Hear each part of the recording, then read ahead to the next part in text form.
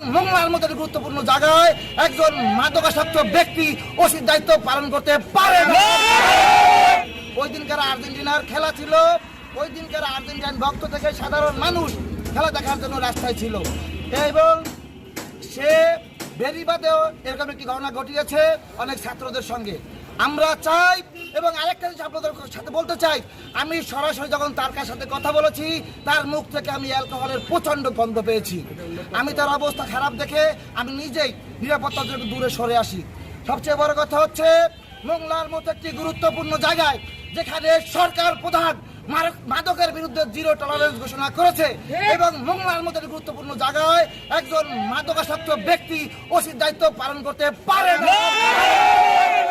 আমরা আপনাদের মাধ্যমে জানিয়ে দিতে চাই, মোংলার আইন শৃঙ্খলা যদি স্বাভাবিক রাখতে হয় এই ওসিকে অনতি বিলম্বে অপসারণ করতে হবে